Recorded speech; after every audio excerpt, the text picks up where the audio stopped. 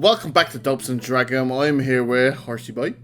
Hello. Pick and a unique Reddit post, and we're just going to talk about it. See what our inputs on it will be. Yeah, pretty much. Yeah, we're gonna have a look and find a Reddit post and see what people think of whatever situation comes up. And we've got a juicy one today. I think this is. How do you make it known that an encounter is too much for your party without explicitly saying y'all need to run the fuck away? The poster goes on, planning an encounter that will be introducing a big bad to my players, and it's only meant to be an introduction. However, I'm positive that a few of my players will attempt to fight them. Definitely. How do I make it clear that this is not an encounter they can win without gaining more power first? Because I think I have the perfect way of doing this. But I'm not sure. I've always find it's great when you get little glimpses of your big bad evil guy, doing certain things that you can't maybe even interact with. There's kind of a go-to is like maybe they appear and they kill someone dear to the party like instantly. Show like a huge amount of damage instantly. That's sort of stuff. Is that what you're thinking? The Matthew Mercer way is when the dragons all show up and Grog, being Grog, it's like, you know what, I'm going to fight this dragon. Let's run in and fight it. And it's the perfect scene because Grog, Travis rolls and goes, I rolled 20 and he's laughing and he goes out and then Matthew says the thing that Travis doesn't think he's ever heard of. He goes, 20 doesn't hit. What the fuck do we do? Well, I only do one thing. I go into a rage. All right. And a frenzied rage. All right. I take out Craven Edge. And I say, how do you feel about dragon? I think it sounds delicious. Let's try a taste. Great weapon, master. I run up to the dragon and hack away. All right, make your strikes. All right. In hell. Where's that son of a bitch? 19. 19 misses. 19 misses? Yes. Everybody hear that? Dragon. 19 misses. 22. Just barely hits. Oh. It has an AC of 22. And then Travis's face just goes. And it's just that moment of, oh no. Yeah. And then it just causes a havoc, and then they're all like, then there's a sort of realization of, we need to get out of here. So I think having like huge AC is a good one. Mm-hmm. Also doing what you do is make sure the party has a beloved NPC that has been kicking ass this whole time. Has been killing everyone and have them literally walk up and drop dead instantly. Like a slice. And then like people are like, what? No, we need to go. Yeah. We need to go. Yeah. And either way, I think it has to be some sort of visual cue. So with the one that you mentioned about Mercer, it's obviously like he swung and it didn't even penetrate the scales, sort of thing. You know what I mean? Like it didn't even didn't even scuff the scales. Mm-hmm. It has to be something visual. Because obviously there's not really much else you can do other than by saying like levels. Obviously that takes everyone out or something like that. Like saying the challenge rating or some shit. So I feel like it has to be something, a really strong visual cue to the players to really get it across. There was a time I've thought of doing this, and I've never really implemented it. But it's always been in the idea of have the party go up against the bad guy, kill the party, right? TPK the party instantly, and have everyone at the table going, what? And then have a cleric or like a very heavily devoted person in the party, and I just look at them and go, "You wake up." And you see the vision that your god has given you, and then it's just going. It's literally what they did was play the vision of the cleric of their god, warning them that they need there's a big, you're not going to win this next fight. Get out, like kind of thing, and you can do that, and that's a good way of like taking the players on a ride as well, not only the characters, because then the players are like, oh, we're not dead. But, oh fuck, we're going to be dead. You know what I mean? If we don't hurry up and get to this one, it's just one of them moments. I would love to do it that way. I think there's real fun ways you can go about it. Yeah, definitely. All right, so the top comments is lots of options, really.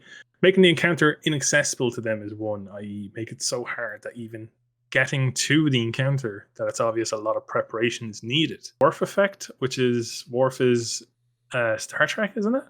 I haven't got a clue. Man, I thought it was said warg, like the fucking warg. No, I was like, we need to get this right. People will kill us. I thought it was a warg. I was like, where's Aragon?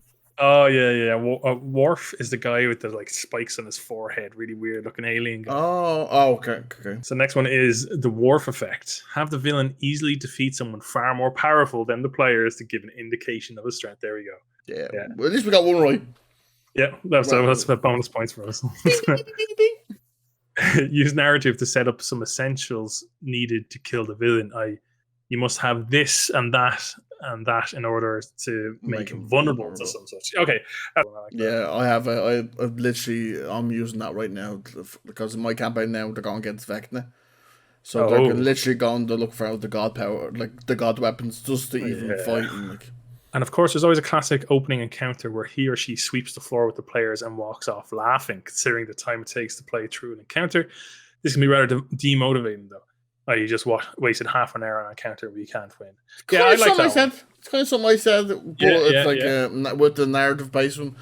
This is tricky because how do you not accidentally kill them? Do you know kill them, yeah. So that's now you could really just control your damage dice if you really wanted to make it more of you can make it more of like a cinematic moment than like an in-game combat moment too, where you can just say he swings and all of a sudden like he swings with the ball twice, something like this. I can see that. So I think there's definitely some fine-tuning you need for that, but that's like a huge thing as well. Like, well, you have to also be very careful that your players don't think that this can be that you're trying to save this character. Do you know what I mean? Either.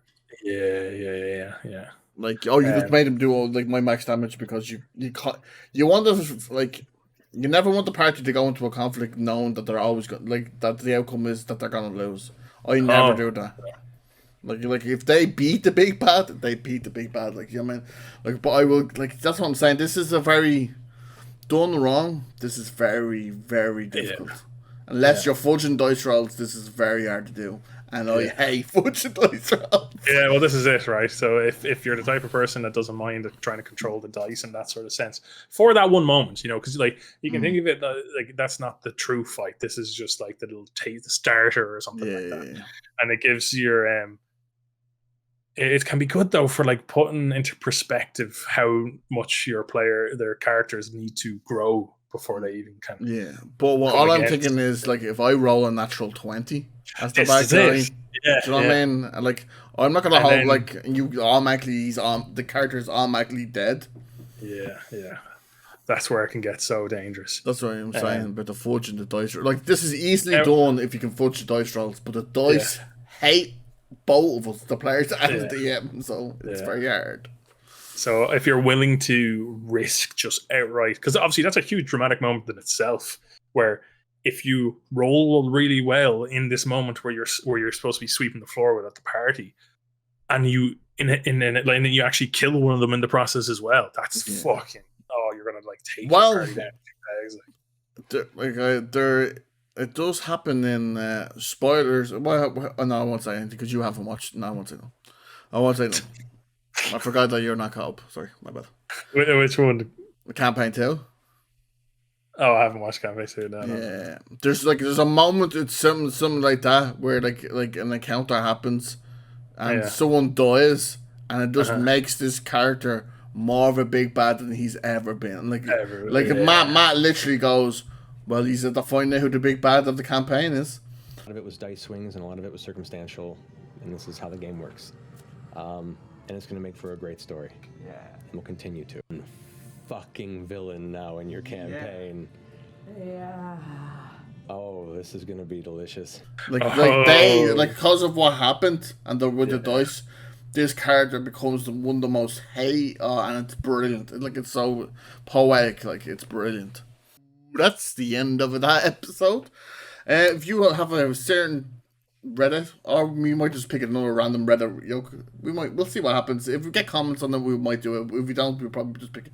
And if you like it, make sure you subscribe, turn the notification bell on, do all that jazz, and check us out on Spotify as well. Check us out everywhere. Just check us out.